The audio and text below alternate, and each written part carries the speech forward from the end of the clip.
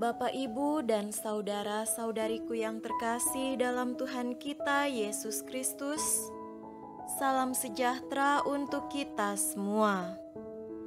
Berkat Allah yang Maha Kuasa senantiasa menyertai kita.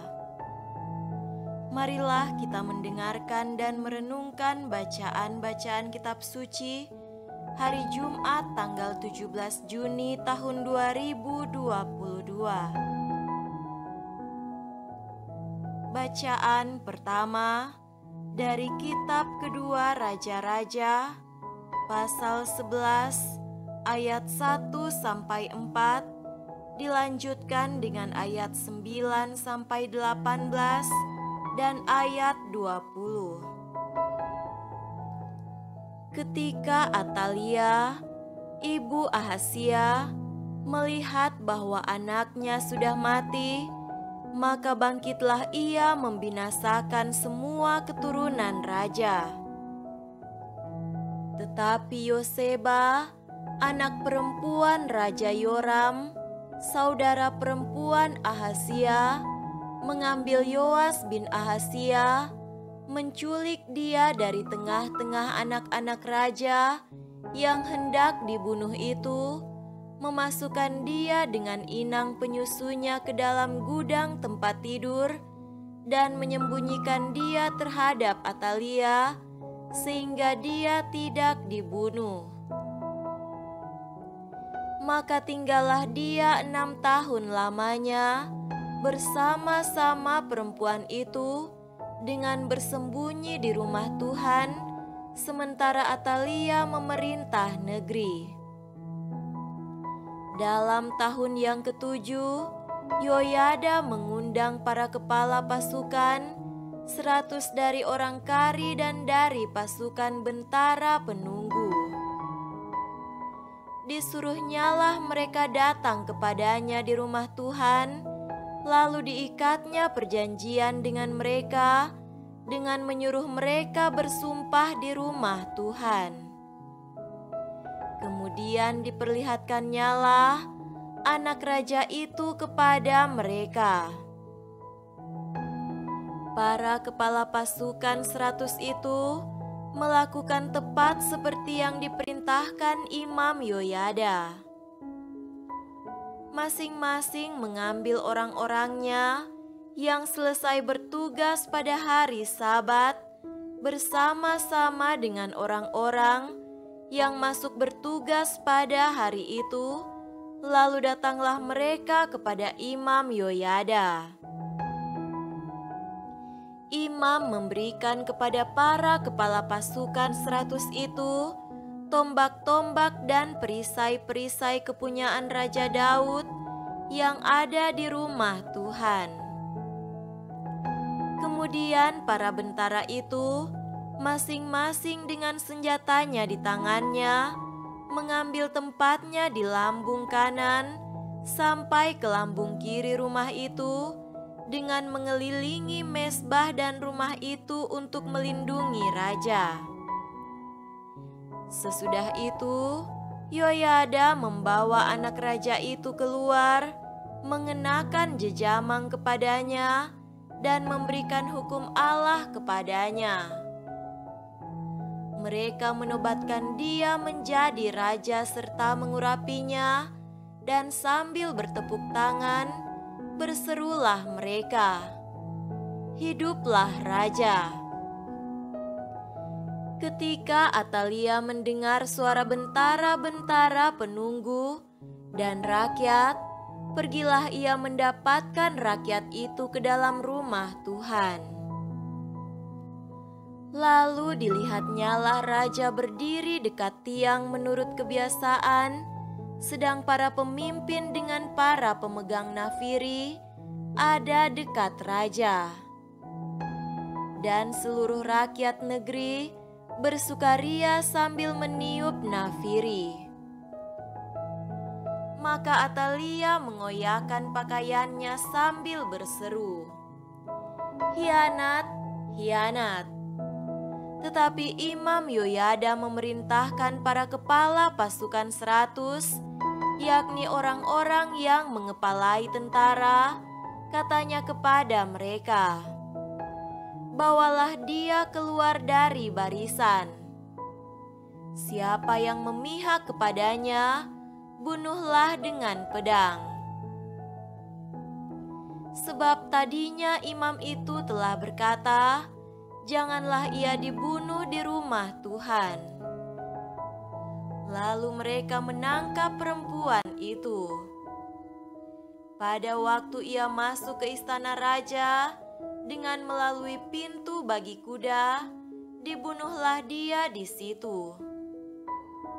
Kemudian Yoyada mengikat perjanjian antara Tuhan dengan raja dan rakyat bahwa mereka menjadi umat Tuhan, juga antara raja dengan rakyat. Sesudah itu masuklah seluruh rakyat negeri ke rumah Baal, lalu merobohkannya. Mereka memecahkan sama sekali mesbah-mesbahnya dan patung-patung dan membunuh Matan, imam Baal, di depan mesbah-mesbah itu. Kemudian Imam Yoyada mengangkat penjaga-penjaga untuk rumah Tuhan. Bersukacitalah seluruh rakyat negeri dan amanlah kota itu setelah Atalia mati dibunuh dengan pedang di istana raja. Demikianlah sabda Tuhan. Syukur kepada Allah.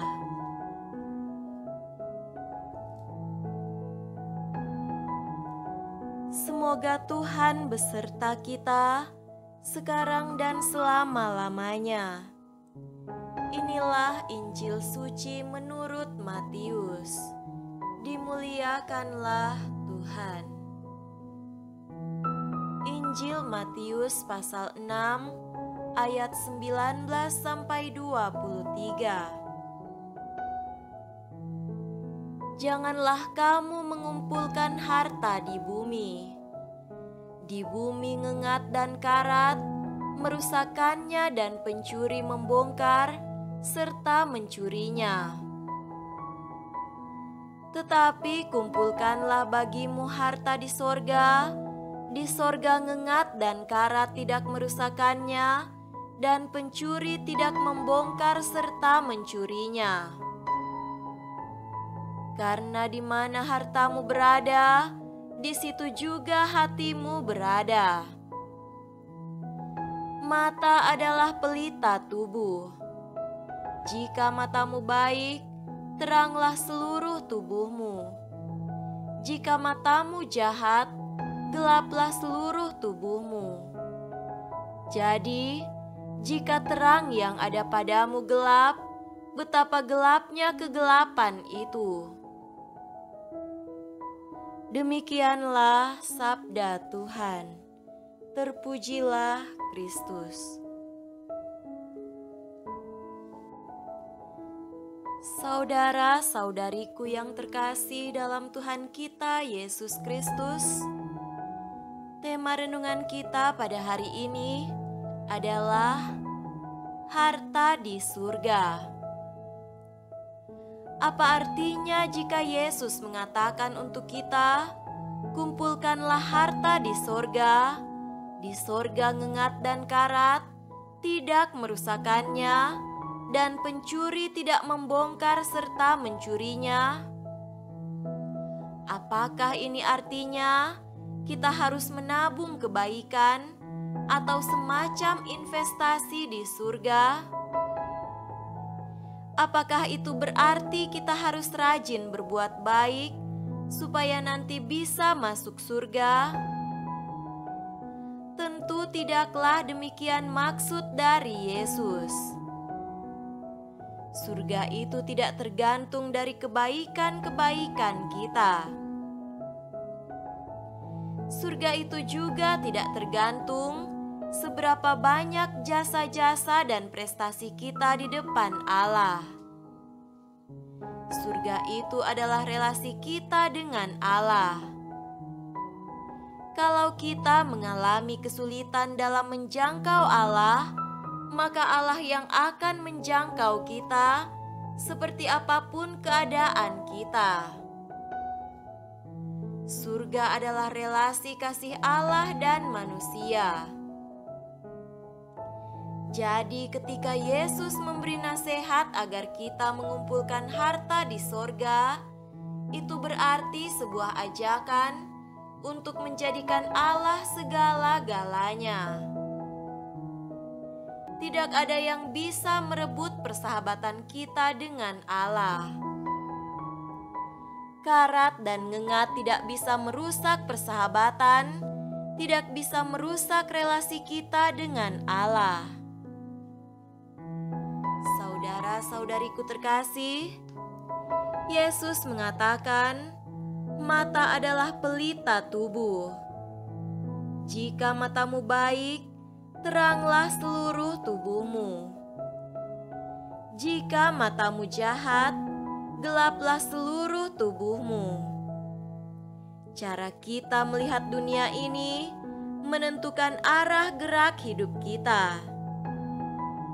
Jika kita memandang harta materi duniawi sebagai segala-galanya, maka bisa jadi kita akan menjadikan Allah hanya sebagai jembatan atau sarana atau penunjang untuk mendapatkan materi duniawi. Sebagai murid Kristus, kita harusnya memandang Allah sebagai yang utama. Uang dan barang yang kita miliki bukanlah tujuan utama hidup. Semua itu adalah sarana untuk menunjang tujuan utama hidup, yaitu relasi dengan Allah. Adalah keliru kalau kita berpikir bahwa kita harus berelasi dengan Allah supaya kita mudah dapat uang dan barang. Contohnya, kita berelasi dengan Allah bukan pertama-tama supaya kita sehat atau supaya kita banyak uang. Sebaliknya, kita menjaga kesehatan, bekerja rajin dan tekun, supaya kita bisa mempersembahkan diri secara lebih maksimal bagi Allah yang kita cintai. Semoga demikian. Amin.